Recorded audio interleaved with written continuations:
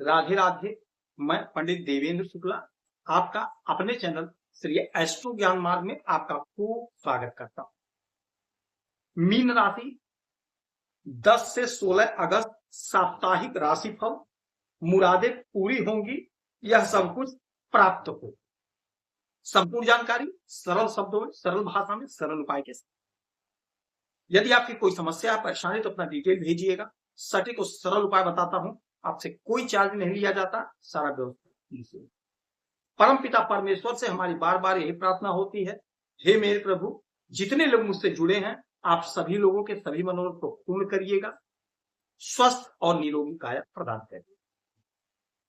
Mean राशि हमारा जो साप्ताहिक राशिफल होता है, चंद्रमा पर आधारित होता है। चंद्रमा हमारे मन के कारक होते हैं, चंद्रमा हमारे माता के कारक होते हैं।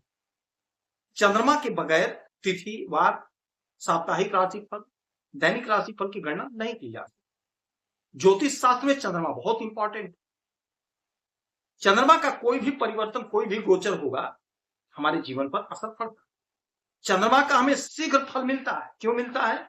क्योंकि बहुत तीव्र गति से आगे बढ़ते हैं। जहां भी रहते हैं, जिस भी हाउस में रहते हैं, 2.25 दिन तक रुकते हैं, उसके बाद स्थान बदल देते हैं। अब यही चंद्रमा आज से और 11 तारीख आपके चतुर्थ भाव में मिथुन राशि में गोचर करेंगे। 2 दिन का समय होगा जब ये मंगल के साथ होंगे और आपके चतुर्थ भाव में होंगे, चौथे घर। आज रहेंगे और 11 तारीख को रहेंगे। अब यह समय आपके लिए बहुत ही अच्छा होगा, बहुत अच्छा होगा। क्यों अच्छा होगा?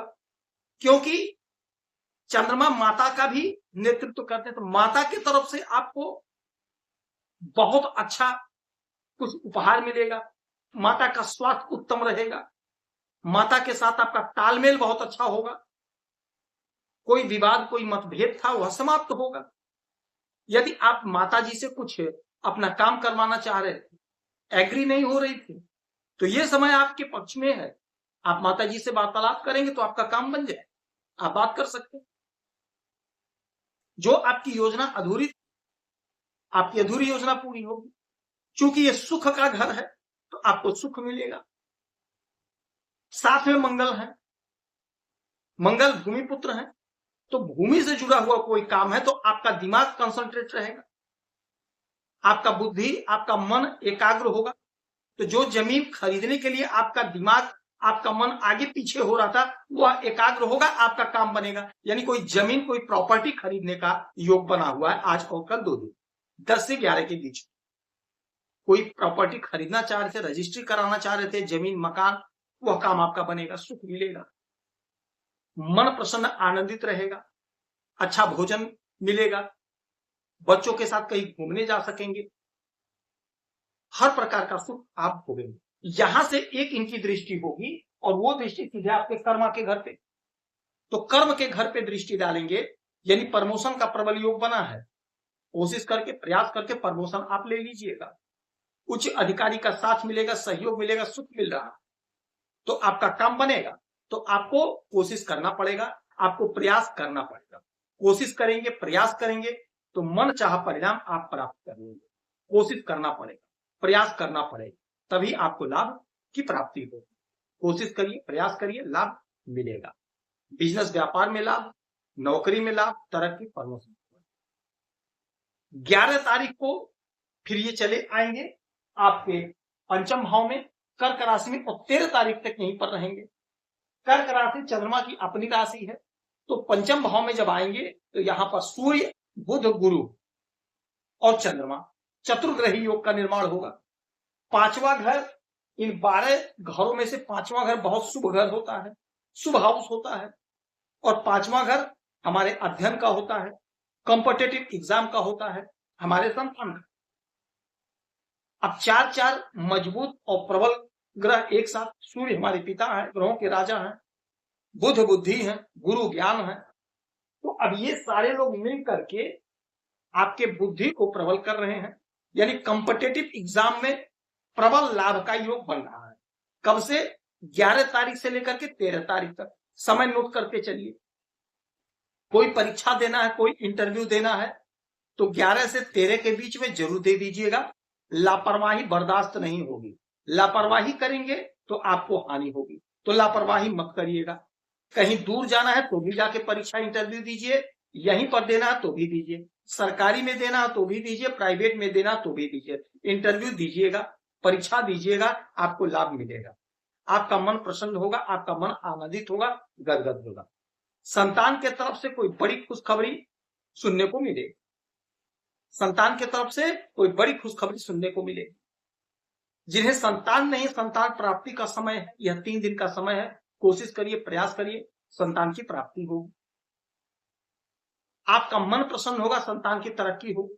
अच्छा, यहां से एक दृष्टि पड़ेगी, 1 2 3 4 5 6 7, 7वीं दृष्टि आपके एकादश भाव यानी आपके आय के घर पे।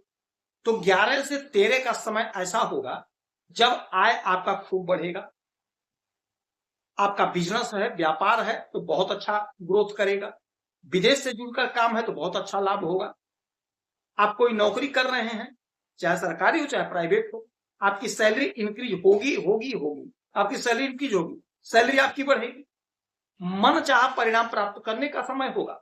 तो आप मेहनत करिए, परिश्रम करिए, बिजनेस व्यापार में, नौकरी में, धंधा में, जहां भी आप जो भी काम कर रहे हैं, आप अपना 100% लगा दीजिए, पूरी शिद्दत से काम करिए। यकीन मानिए इस 3 दिन में आपको रिजल्ट मिलेगा। देखिए, आपका आय बढ़कर रहेगा और बढ़कर रहेगा, इसमें कोई संशय की बात नहीं, क्योंकि 4 लोग एक साथ आपके आय को देख रहे हैं।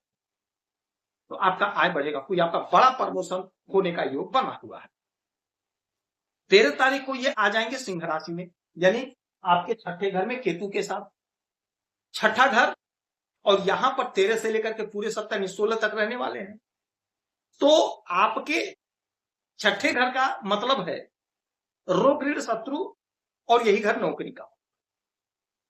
तो मन आपका बड़ा एकाग्र होगा, शांत होगा, शत्रु परास्त होंगे, मानसिक कोई चिंता उलझन है उससे छुटकारा मिलेगा। हाँ, कोई मेजर इशू है, दवा चल रहा है तो दवा को प्रॉपर खाते रहना है, लापरवाही मत करिएगा। नौकरी का प्रबल योग बन रहा है, इंटरव्यू देना है, परीक्षा दे, क्योंकि छठा घर नौकरी का भी होता है।